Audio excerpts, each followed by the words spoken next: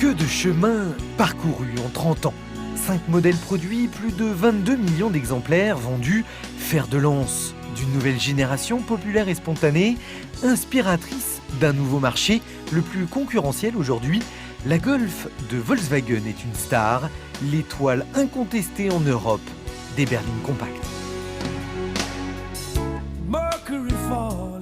Seulement voilà, au fil des années, la concurrence a travaillé. Pour ne pas perdre pied, Volkswagen a préféré renforcer esthétiquement son côté statutaire plus que d'innover.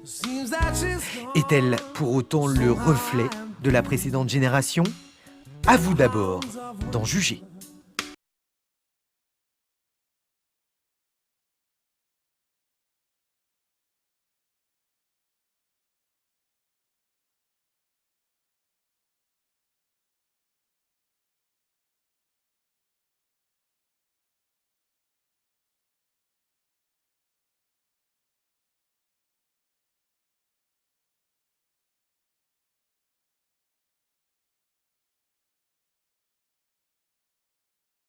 Classique dans le style, les designers de Wolfsburg ont joué la carte du conservatisme maison plutôt que de bouleverser une allure générale qui a su jusqu'à présent séduire une clientèle acquise.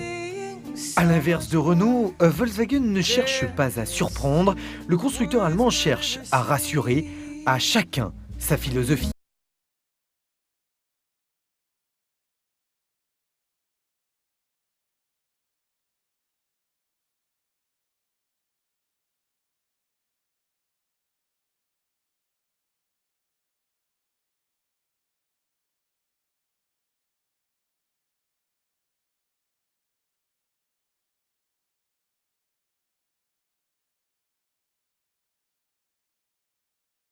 Et bien qu'elle reste assez classique, elle fait vieillir de quelques années sa devancière.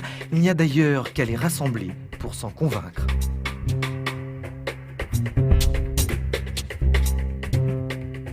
Construite sur une nouvelle plateforme, celle de l'Audi A3 et du Touran, la Golf gagne 6 cm en longueur mais également en largeur et en hauteur. Sa carrure imposante profite à l'habitabilité, à celle du coffre d'abord, mais pas seulement. Les passagers arrière seront plus à l'aise aussi bien pour les genoux que pour les coudes. Et bien qu'elle fasse l'objet de certaines critiques, la finition d'ensemble a progressé, plus proche aujourd'hui en qualité d'une Audi A3. La Golf, dans cette version confort, le milieu de gamme, est plutôt bien lotie tant en agrément qu'en équipement. ABS, ESP, clim, radio CD et pour l'anecdote, il y a même le décapsuleur. La Golf accède aussi dans cette version à l'allumage automatique des feux et des essuie-glaces.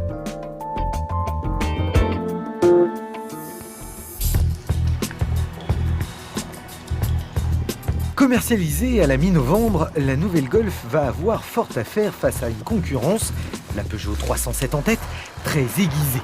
Pour cela, Volkswagen a doté sa préférée d'une jolie technologie, à commencer par son nouveau 2 litres TDI 140 chevaux, accouplé à une boîte à 6 rapports. Un peu bruyant au démarrage, cette mécanique énergique révèle de bien meilleures prestations que les anciennes motorisations. Plus souple, plus linéaire, plus disponible aussi dès 1200 tours, le 2 litres TDI permet de belles relances et préserve la motricité tout en transmettant sans brutalité le couple aux roues avant. Sur le plan dynamique, la Golf a progressé. Peu, mais elle a progressé. Surtout, l'amortissement, son talon d'Achille. La compacte maîtrise mieux le roulis et son châssis gomme davantage les désagréables effets de pompage des précédents modèles. La direction assistance électrique, aussi vive que précise, n'est pas désagréable, mais le freinage, lui, manque un peu de mordant. À 24 430 €, la nouvelle Golf TDI 140 Confort comptera sans doute moins sur son style plus rassurant qu'innovant que sur ses très bonnes prestations routières en progression. La Golf possède aussi un autre atout, son image, qui reste encore pour l'instant inébranlable.